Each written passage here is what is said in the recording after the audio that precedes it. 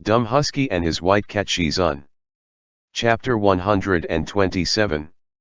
Shizun, be careful, the ground's slippery. Chu Wanning didn't ask any question and Xue Zhenyang didn't mention anything either. The sect leader of Shisheng Peak is obviously getting drunk, as he seemed to be getting dizzy and started to slur his words. He suddenly came closer to Chu Wanning, stared at him and said, "Yuheng, is there something you're not happy with?" "It's nothing." "Are you angry?" "I am not." "Who upset you?" Chu Wanning. Should he ask? Would he have felt better if he had asked? Perhaps Mo Ran didn't say he would definitely come back tonight, or maybe what he said was that he would try to come back tonight. It's possible that Xue Zhenyang just misspoke when he related, or maybe Xue Zhenyang misremembered his exact words. Chu Wanning looks out of the door, into the deep dark night. The feast will be over soon and the tables would be cleaned up. It seemed that Mo Ran wouldn't make it back on the first day he is out from seclusion. All the disciples in Shisheng Peak were in attendance, even those he couldn't name and hadn't even seen before. The one only missing was him. Without him, the banquet felt incomplete. All the stewed crab meatball, osmantha sweet lotus root and pear blossom white wine seemed unfulfilling. Chu Wanning closed his eyes when he suddenly heard a clamor of disciples in the distance, near the main foyer of Menpo Hall. "Aya! Look! What's that outside? What's that in the sky?" More and more people gathered, and everyone in the room heard it. The crackling, bustling noise, and the sound of thunder in spring. The crowd walked out of the room and stood on the grass in front of Menpo Hall, looking up. Up in the night sky, they watched as fires broke into tiny glittering flowing stars which were blooming and scattering in the air. They set off fireworks. The young disciples were beaming with joy. Their youthful faces were illuminated by the flickering flames, their eyes reflecting the stars in the sky. "It's so beautiful, I've never seen such fireworks spark that big before, not even during New Year's Eve." Chu Wanning also walked slowly out of the hall, not in the best of moods. Even though Xue Zhenyang had prepared such a splendid fireworks display, and although he was grateful, he could not shake the depressed feelings in his heart. Swish! A sharp whistle pierced the clouds. He raised his head slightly and a bunch of golden red light shot into the sky like an arrow leaving a bow. "It looks so pretty. If only that person was also here." Bang, bang. That little dazzling starburst rose to the level of the Big Dipper's handle before exploding with a loud bang. Millions of sparkling golden lights converged into a stream covering the lights of the Milky Way, eclipsing the shine of the moon. The fireworks are like a tree of Haitang whose blossoms were blowing down like snow, like the sparkling waves of 1,000 rivers. Amidst the glittering display and the bustle of the crowd, Chu Wanning slowly closed his eyes. Disciple Mo Ran welcomes Shizun back from seclusion. Suddenly, someone behind him said this. Every word was clear as a pin. Chu Wanning shivered slightly. He felt as if thorns were pricking his back, as if there's a fire at his throat. His heart beat so fast, his blood ran wild. He couldn't breathe as he turned back sharply. A few disciples who had just walked out of Menpo Hall was standing behind him. They were all looking in amazement at the sparkling display in the sky which spelled the words that were just uttered. Gradually it was no longer just one person who were reading the display. Everyone found this fresh and new. Those young disciples, male and female, who were standing by themselves or in groups of 3 or 5. All looked at the brilliant night sky and said the sentence. Disciple Mo Ran welcomes Shizun back from seclusion. The gentle voices were like tides, a murmuring in a dream, but the sentence was as firm as the boulder, as steady as the mountains. Chu Wanning looked up suddenly. The night sky was filled with flowers and fires flowing and flickering with spiritual energy, sparkling splendidly in a brilliant array as they formed the sentence. The fireworks condensed into a great tide that could be seen from hundreds of miles away. That evening, the colorful sparks seemed to come to him from the deepest nights across thousands of mountains, across the past, to bring along that man's joys and sorrows, his thoughts and regrets. He felt as if he had suddenly become a floating driftwood in the sea.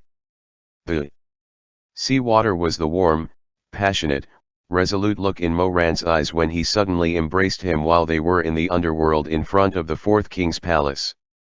There was nowhere for him to run. He was surrounded by that man's murmurs, that man's laughter and the man's affection. Chu Wanning didn't care what sort of affection it was. Whether it's between Shizun and disciple or something else. It matters not. Just having that affection was enough. Moran still didn't make it before the banquet ended. Even if he pushed through the night without stopping for a bit, he was simply too far away. Fortunately, he still had the signal fireworks made by Elder Suanji in his bag which he was supposed to use in case of emergency while he was away. It was an ingenious invention which condensed the spirit energy to write a message on a paper. The paper would then be inserted in a tube and then ignited. The message would then be written by the exploding fireworks, magnifying the characters that they could be seen across great distance. From where he was sure that this message would be visible in Shisheng Peak. This signal fireworks cost a lot and was extremely difficult to make, but Moran could not be bothered to care. He might have to ask Shizun not to be angry at the extravagance though. Moran just wanted to ensure Shizun would hear his words even if they were separated by thousands of mountains, across the years. Disciple Moran welcomes Shizun back from seclusion. After a few hours more, the feast was over. It was late into the night when Chu Wanning returned to the Red Lotus Pavilion. Chu Wanning smelled of alcohol and felt uncomfortable, so he wanted to take a bath, but the days had turned cold and the lotus pool in the Red Lotus Pavilion was icy that he almost froze after taking a bath yesterday. He thought for a moment, then went back to his room to get a change of clothes and a wooden basin. Then, he walked towards the Miaoun Springs. The Miaoun Springs was a bathhouse shared by the entire sect. He had only regularly bathed here during his first few months on the Shisheng Peak. It was quite late and very few people would be bathing inside. Chu Wanning raised his hand and lifted the curtain to enter. The Shisheng Peak had been renovated in many places, but the Miaoun Springs had remained unchanged. It was surrounded by high tiled walls. He walked through the gate and first passed a corridor with a gauzy hanging curtain. When he reached the end, he saw the 6 narrow wooden steps painted with tung oil. All the people who go to the bath take off their shoes and socks before walking down the wooden steps, so it was easy to know how many people were soaking in the pool just by looking around. When Chu Wanning was taking off his shoes and socks, he noticed that there was only one pair of boots, which were quite large and a bit dirty, but they were neatly placed in the corner and not just thrown around because the place was empty. Chu Wanning wondered who was taking a bath so very late at night. But he didn't think much of it. Clutching his little wooden basin, he walked barefoot down the steps, brushed aside the last curtain that blocked the end of the walkway and descended into the courtyard. The courtyard was filled with mist and clouds. Here, there was a huge hot spring pool that rises and falls on the terrain, creating a curtain of extremely wide waterfalls that rumble with a muffled sound. From the pool, hot hazy air and dense white smoke stretches from his supple waist into the air, scattering into every corner, every inch of crevice. Because the fog is so heavy, everything is actually blurred here and people have to be very close to each other to see each other's faces. Chu Wanning stepped on the smooth rainbow-pebbled stone path under a heavy canopy of peach blossoms until he arrived at the nearest bath entrance. There was a low shelf carved out of bluestone, specially designed to hold items for washing. He placed the small wooden basin and the robe on top of it, then took off his clothes and slowly walked into the pool. It was nice and warm. He couldn't help but sigh softly in contentment. If it wasn't for the fact that he didn't want to crowd this bathhouse along with everybody else and did not want to come here in the middle of the night, he would have found the lotus pond of Red Lotus Pavilion a bit cold and crude. Xue Zhenyang was after all a thoughtful and considerate man. He himself supervised the construction of the Miaoun pools. The area was surrounded by flowers that bloom all year round and there was a waterfall at the end for rinsing off. If one got tired of soaking, there was a small wooden pavilion where one can lay down next to and apply heated pebbles to their meridian points. Compared to the rushed bath he took in the Red Lotus Pavilion yesterday, this is far more indulgent. Chu Wanning, having forgotten his thoughts, became a little happier and, seeing no one around, stretched out his long, slender body and swam straight to the waterfall. Hua! He had just surfaced from the water, wiping his face as a light smile still on his lips, when he suddenly saw a man close by with his back to him, showering under a fierce waterfall, the sound of which was so loud that Chu Wanning was so close that he didn't hear the other man move. If he had floated up a little later and continued swimming forward, he would have been able to touch the man's legs with the tips of his fingers. Fortunately, he got up without touching them, but the proximity was still inappropriately close.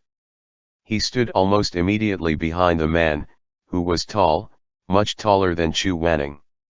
His skin was tanned like the color of wild honey. His shoulders were broad and straight, his shoulder blades shrugging with the movement of his arms, like golden mountains that held a crushing force. His muscles were not exaggerated, but firm and well proportioned. As the water rushed against his body, some of its threads converged in streams across the masculine expanse, others splashed around, others seemingly obsessed with this body, willingly turning into a thin layer of water that covered him, making it inseparable from him. Chu Wanning was an ascetic person and had never seen such a sensual vision before. His ears immediately burned red as he hastily turned to leave. However, it was unknown whether it was because the bottom of the pool was too slippery or if it because his feet were unsteady, but he unexpectedly stumbled and fell into the pool, causing a large splash. Cough, cough. This time, Chu Wanning's face turned red from embarrassment. He choked on a few mouthfuls of water. Feeling both angry and disgusted at the thought that the water he gulped was basically used bath water from that person behind him.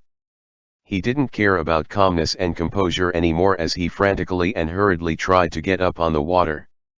He was the dignified elder Yuhang, how could he possibly? Suddenly, a smooth and strong held onto him, pulling up the frazzled and disgraced Chu Wanning from the swift currents of water. The man was probably startled by the movements behind him. He asked, "Are you all right?"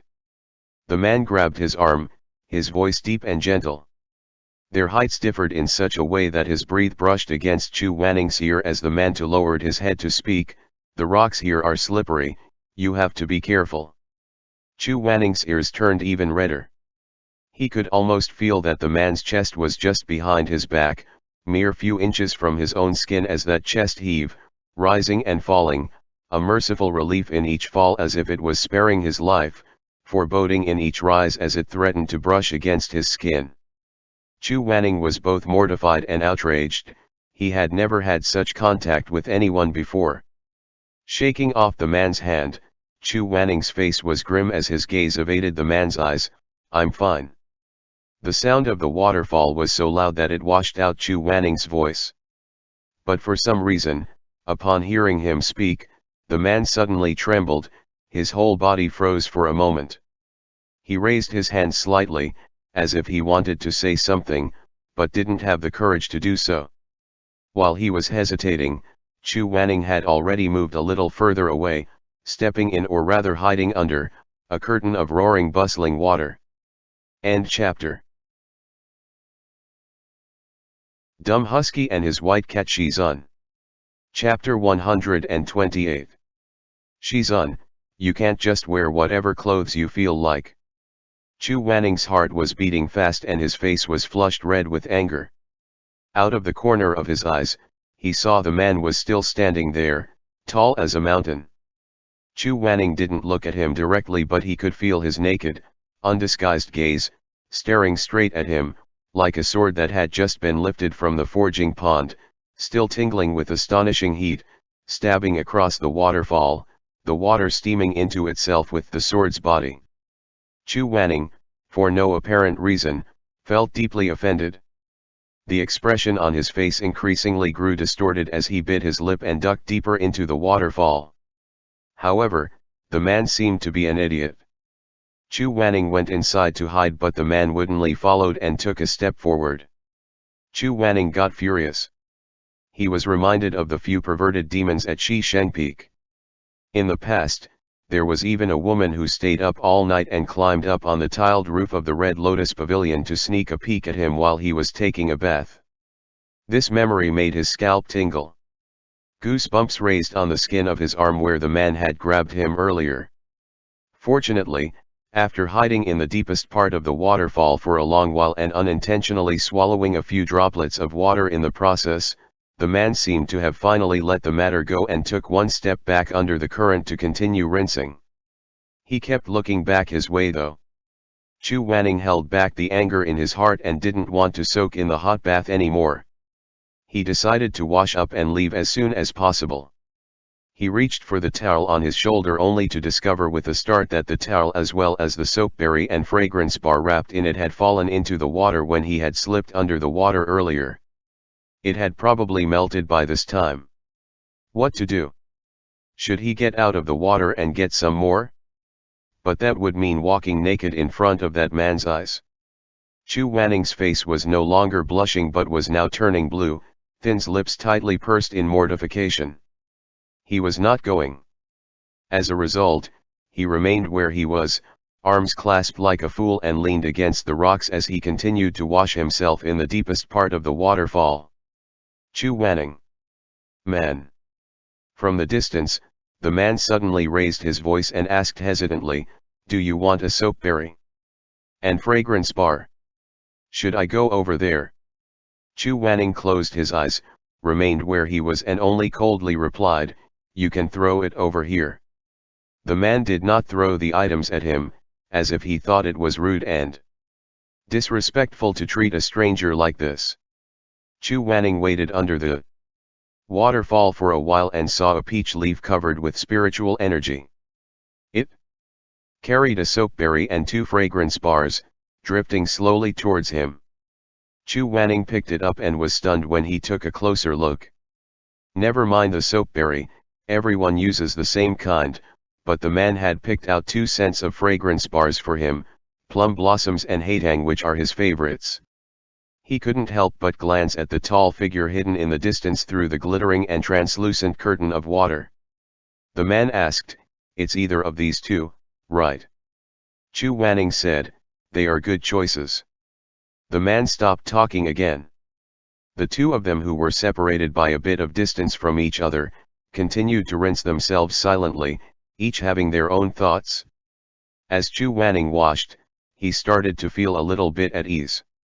He then cautiously stepped out of the depth of the waterfall and stood up by the pool again. The water current where he was standing before was quite heavy and had started to make him feel uncomfortable. However, the moment he came out of the waterfall, the man turned to look at him again. Chu Wanning felt that his gaze was quite strange.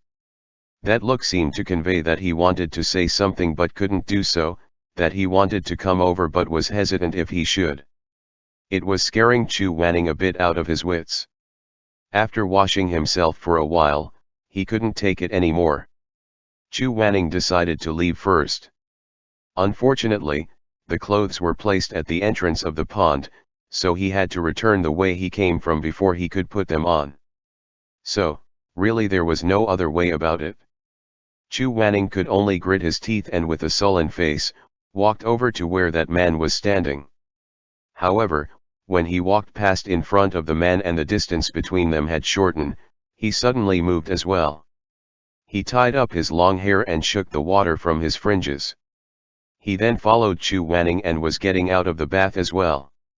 The veins on Chu Wanning's forehead were popping as he quickened his pace. But then, who knew that the man would be so brazen? He also followed suit. Chu Wanning. The golden light from Tianwen was already flowing on his fingertips. The reason why he held himself back from summoning his weapon was not because he was afraid of injuring the other, but because he felt that no matter what, he had to get dressed first before he could fight. And so, he picked up his pace again. This time the man did not follow him anymore. In fact, he stopped. However, Before Chu Wanning could completely breathe a sigh of relief, he heard the man spoke from behind him, "You still have foam in your hair. Aren't you going to rinse it off?" Just as Chu Wanning was feeling infuriated, the man slowly approached again. He got close enough this time that he could clearly hear his voice right behind him. If Chu Wanning had not been so angry, he would have noticed that even though there's been some changes in the voice, it was still vaguely familiar. It was a pity that the raging flames in his heart has soared up to the heavens, exploding in all directions. "You." The man started, wanting to say something more. Chu Wanning finally could not hold it in any longer. He turned around all of a sudden, a golden light flashed in his hand as he swung it at the other man's face. His eyes were as sharp as knives. Chu Wanning could not contain his anger. He wanted nothing more than to kill him. "What is wrong with you?" Tianwen's light cut through the hazy water mist and rushed towards that person's chest. In a flash, a fluorescent golden light illuminated the man's face. Chu Wanning saw that pair of eyes, bright, gentle, and bashful as if it holds a river of stars, accompanied by the rising winds and clouds, but was also tranquil like a deep stream, hiding the shadows of the past. Mo ran? It was too late for him to stop the attack. The vines hissed as they hacked at Mo Ran's firm and smooth chest. Mo Ran grunted and stopped, but only to lower his head for a moment. When he lifted his face again, his eyes still did not contain the slightest bit of resentment, only that they were wet. It was as if they had just been entangled in an early rain. Chu Wanning retracted Tianwen and stood stiffly on the spot. After a while, he said hoarsely, "Why didn't you dodge?" Mo Ran said, Shizun. Chu Wanning was stunned. He had thought about the two of them meeting again numerous times and in different ways, but he had never expected to see him in the communal bath at Miaoan Springs. "What are you doing here? When did you return?" "Just now," Mo Ran said softly. "I hurried back, but I was too dirty to look at, so I wanted to take a bath first. Then I would have gone and pay my respects to Shizun." "Who would have thought that?" Chu Wanning was speechless for a moment. Neither of them had expected this thing to happen. They both want their reunion to be proper and dignified. Mo Ran would have wanted to appear in front of Chu Wanning again, all clean and well dressed. But in the end what actually happened was quite ridiculous. Not only was it not proper, it was also laughable. Not only was it not dignified, it was downright absurd. Not only were they not well dressed, but they're in fact, both fully naked. Well, they got the clean part at least. They were so clean that they didn't even have a scrap of clothing on. "Shizun, really? It's really you?" Mo Ran couldn't be bothered to care much about it though. Chu Wanning had been asleep for the past 5 years, so for him, everything could have only been a dream, but to Mo Ran it had been over 1,000 days. His emotions were far more complicated than Chu Wanning's. His eyes started to turn red as he forcefully suppressed the raging emotions within him. "It's been so long, I didn't even dare to admit it. I thought I had mistaken you for someone else, I thought." Chu Wanning felt a buzzing in his head. He didn't know what to say, and only after a long while did he manage to say, "If you were not sure, why didn't you ask me yourself?" "I wanted to.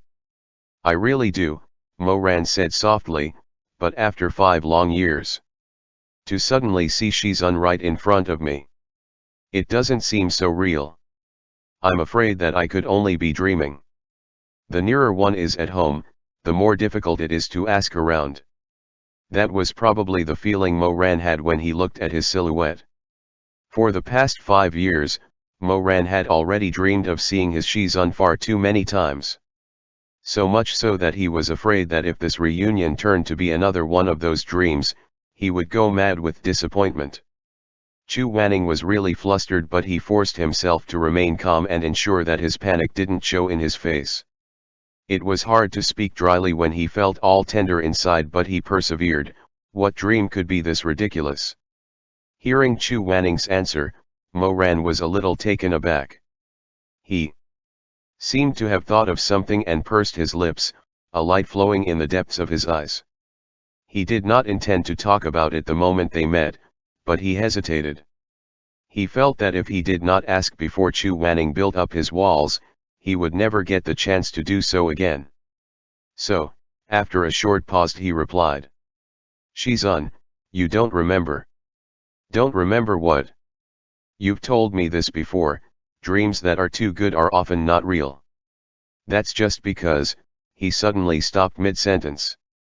Chu Wanning suddenly realized that he had said those words when he was saving Mo Ran back at the Jinjinj Lake. He had made such a depressing statement because he was really upset at that time. However, how could Mo Ran know that the person who saved him in Jinjinj Lake was actually him? Could it be that Shi Mei told him? Chu Wanning raised his head to look at him and found that Mo Ran was also looking at him. It was only then did he realize that Mo Ran was actually not sure about this fact. The reason he said this was because he was gauging his reaction. Mo Ran then said softly, so it really was Shizun. Chu Wanning. Mo Ran raised his hand, the skin of his chest was cut open. There was blood seeping out of it as he said with a wry smile, all these years, I have been thinking about the past and wanted to know all the things that Shizun has done for me. After thinking about it for a long time, I also thought about the illusion at Jinjinj Lake, Shi Mei never directly calls me by my name. He paused for a moment before continuing, all those memories, the more I thought about it, the more tormented I felt. So, I told myself to wait until Shizun wakes up, that when I see you again, there are many things that I needed to personally ask you about. One of the most important things that I need to ask Shizun was, the person who saved me at the bottom of the lake all those years ago was really you, right? As Mo Ran spoke, he was walking towards him while Chu Wanning tried to back away. This was because he suddenly discovered that Mo Ran was extremely tall, so tall that every inch of his body seemed to contain a strength that could take one's life. He suddenly realized that Mo Ran's eyes were so bright. It was as if the rising sun had landed on the two pools of bright light. The rippling waves of light filled the surroundings with multicolored splendor. Chu Wanning felt flustered for no reason as he tried to deny it. No, it wasn't me. Mo Ran obviously didn't believe him. Chu Wanning felt panicked and scrambled to change the topic, but he was too flustered, too nervous and too embarrassed that he could only ask the question that Mo Ran had already answered earlier. He looked at the man whose chest had been cut by nobody else but his very self and asked, why didn't you dodge? Now you're accidentally hurt. Mo Ran froze for a moment before he suddenly lowered his thick eyelashes and smiled. You said that if the dream is too good, then it can be real. He repeated his earlier answer and after a pause, seemed to murmur, I want to feel pain. If it hurts then this can't be fake. He had come over and was now standing in front of Chu Wanning. It was probably because of the suddenness of their encounter that the joy and tenderness in his heart, the regret and sorrow, had surpassed everything else. Mo Ran couldn't think of anything else that he even forgot that he should keep a proper distance from Chu Wanning, the distance between Shizun and disciple. But he didn't. Whenever Mo Ran's feeling overwhelmed him, he would only remember that the person in front of him was Wanning, not his Shizun. Mo Ran's eyes were getting wetter and redder as he smiled and raised his arm. I think I got splashed by the water earlier, he said, wiping his face as well as his eyes. Chu Wanning stared up at him in awe, slightly more clear-eyed than Mo Ran because he had been expecting him to return. That glimmer of clarity allowed him the luxury of noticing that they were both standing face to face, wearing nothing at all as they talked. Mo Ran was still so close to him that just a little bit forward and he would be able to hug him as he had done in the ghost realm. He was reluctant to look up at Mo Ran's handsome face, but when his gaze drifted down a few inches, he saw his straight shoulders and broad chest. The color of the blood slowly spread out, and the undried water droplets trembled with every breath Mo Ran took. Chu Wanning couldn't tell which one was hotter, Mo Ran's firm chest or the hot spring water. He felt as if the surroundings were being filled with Mo Ran's aura, causing him to be on the verge of losing his soul. Shizun, what? But before Mo Ran could say anything, Chu Wanning abruptly turned around and ran away. Mo Ran was shocked. He really was actually running. This was the first time he saw Chu Wanning in such a hurry to run away, as if something was behind him that would take his life and crush his soul. I've really missed you. Mo Ran finished the sentence dumbly as he remained rooted where he was standing. He pursed his lips. Why did he run away? Mo Ran felt wronged. He saw Chu Wanning reach the shore, his face alternately flushing red, with anger, and green, with mortification, and was hurriedly getting dressed. He felt even more aggravated. Shizun, he muttered. Chu Wanning ignored him. Shizun. Chu Wanning ignored him still as he continued to wrap himself with a waistband. Shizun. What? Asked Chu Wanning, who had finally managed to get dressed. He was relieved to feel that his dignity as well as his sanity had returned back to him now that his body was covered in clothes. His sword-like eyebrows were raised in anger and his pair of fierce phoenix eyes viciously glared at the rebel that dared to be taller than him. Why do you look at me like that? What's so important that you can't wait till we got out of here to say it? Don't you know that you're naked? Mo Ran felt a little awkward as he curled his hand into a fist and coughed. It's not like I want to talk while naked either. Then why aren't you putting something on? Mo Wei paused for a moment and looked away. His gaze turned to the nearby peach tree and stammered, Shizun. It's like this. He took a deep breath and finally seemed to have made up his mind to say, Shizun, you're wearing my clothes? After saying this, Mo Ran stared at the peach blossom swaying on the branch, his face blushing red. End chapter. Dumb Husky and his white cat Shizun. Chapter 129. Shizun, do you like what you see? In that short moment, Chu Wanning's mind turned into a complete chaos. Like the wind and rain were mixing with each other, thunder and lightning were flashing and black clouds were splashing across the sky. Should he take these clothes off, or not? Was the tricky question. Not taking it off seemed inappropriate since he already knew that he was wearing the wrong clothes. Besides, he couldn't possibly pretend that he didn't hear what Mo Ran had just said, right? Then should he take it off? He had struggled to put these clothes on and now he had to take them off one by one in front of Mo Ran? He would die of embarrassment. The uncomfortable silence extended for a while. Mo Ran broke off the stalemate by saying, I have washed this set of clothes very thoroughly. If Shizun does not mind, then please keep wearing them.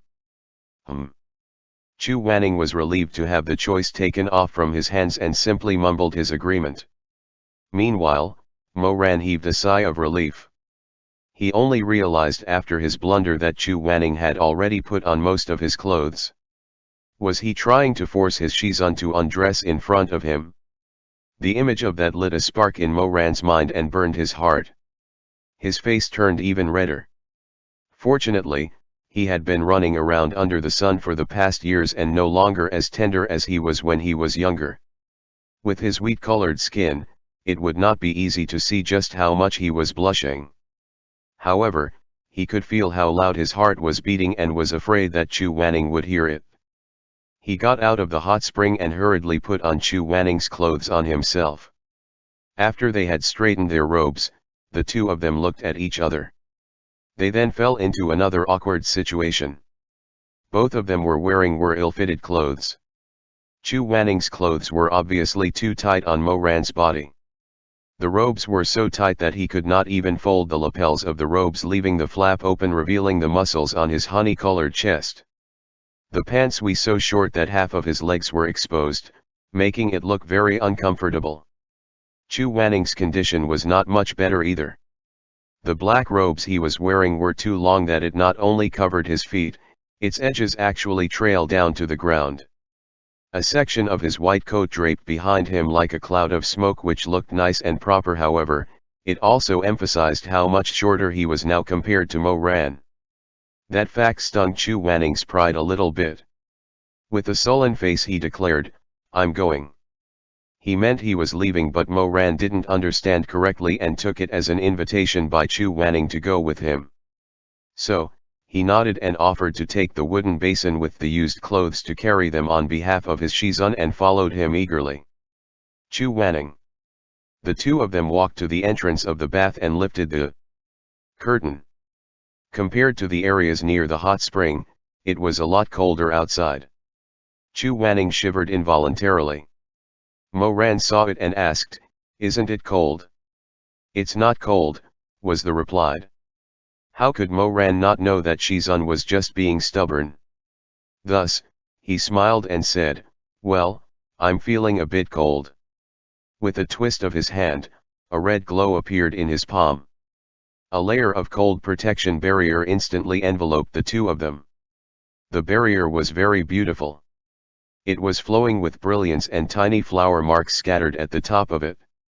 Chu Wanning looked up and said, "Not bad, you've made progress." "I'm not as good as Shizun.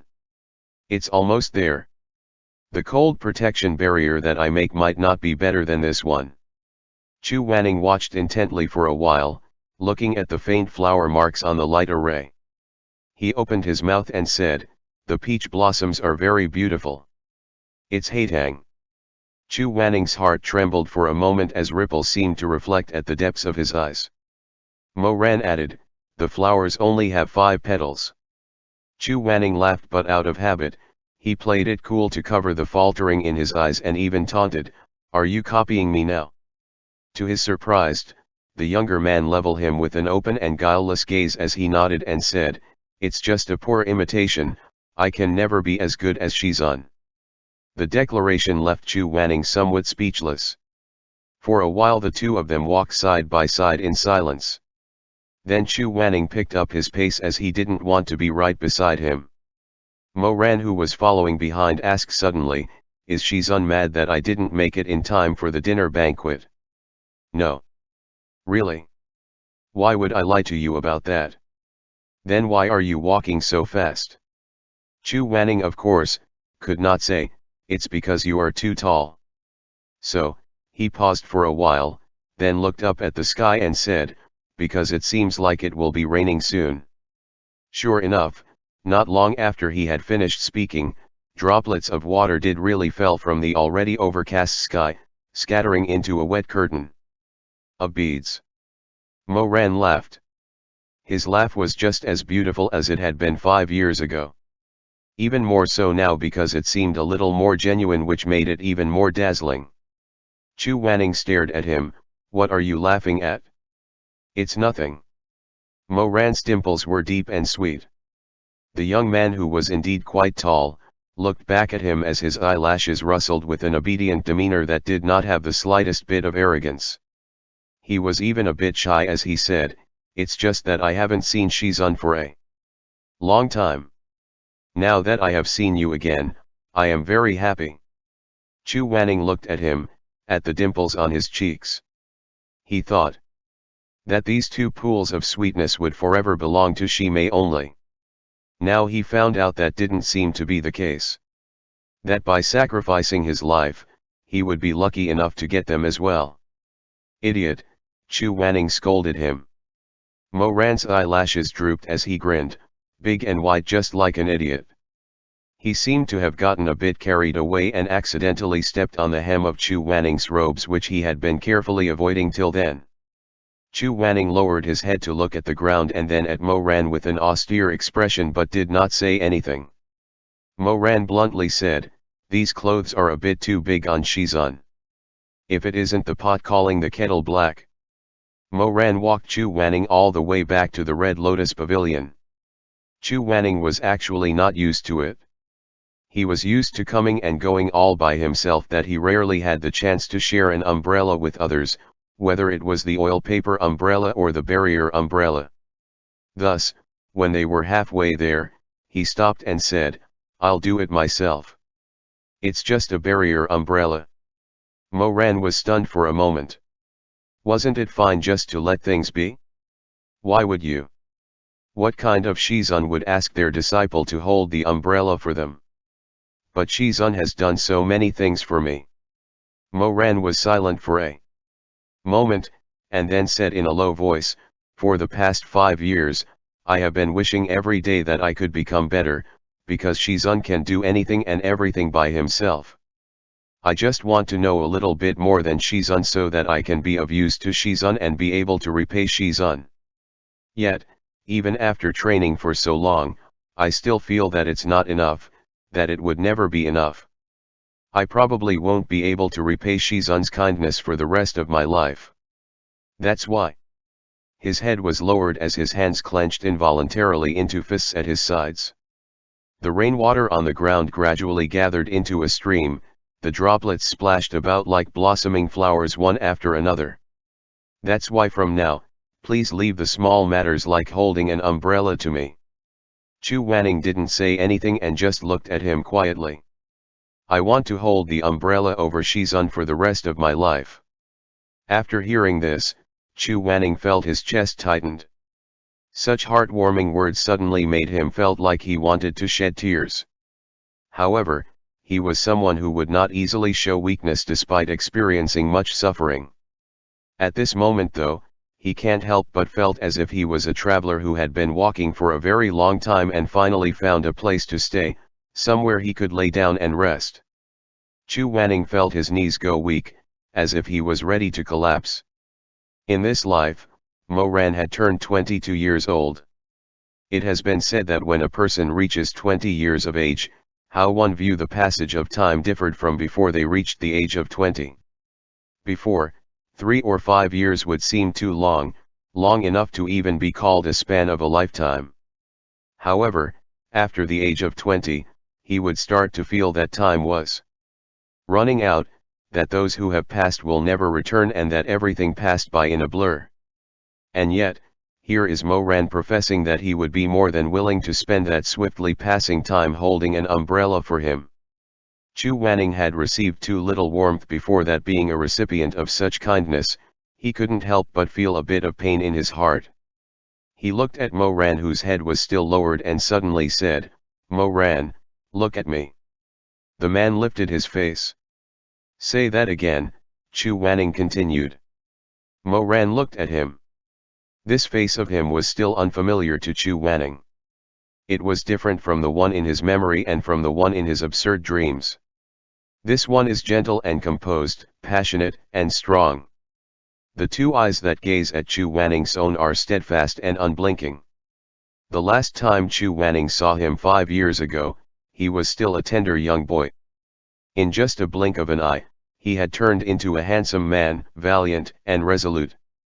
Now this man was kneeling on one knee in front of him. He raised his head and said, Shizun, I want to hold up an umbrella for you for the rest of your life. Chu Wanning looked at him in awe. He stared at his black eyebrows, at that handsome face, those bright eyes and the high bridge of his nose. Ah, he had already grown into an excellent and sturdy tree of equal stature with him and could potentially surpass him. One day, Chu Wanning, who was like a tree that had been standing tall in the rain for too long, suddenly woke up from a dream. In the blink of an eye, the rain had stopped and the clouds had started to scatter. In the fresh early morning sun, he saw that there was another tree that was even taller and more determined than him, standing next to him. This tree said that it would accompany him for the rest of his life. Until they fell, their wood dried up and their branches stopped growing. In the future, every spring, summer, autumn, and winter, he would no longer be alone. Chu Wanning looked at him and suddenly understood that Moran was no longer the blood-stained disciple he brought back from Kaidi town 5 years ago. He stood in the rain, under the barrier that was decorated with fluttering hatang blossoms. For the first time he looked carefully at Moran and examined inch by inch, the man who had promised him a lifetime. Then, Chu Wanning's heartbeat suddenly quickened. He suddenly realized that Moran's current appearance was so captivating, from the protruding bow and arc of his lips to the sharp and hard line of his jaw up to the jut of his throat. When he fell in love with Moran before, it was a feeling that he could still conceal and keep to himself. Now that they had met again, Chu Wanning realized that this man before him had become a fire that could easily set him ablaze as it scorched up to the skies. He felt the dormant lava that was his desires slowly stirred up as it stretched its limbs within himself, ready to burst into a violent eruption at any time. That lava was set to take over his reservations, his self-control and the abstinence that he had always been proud of, and burn them all to ashes. End chapter.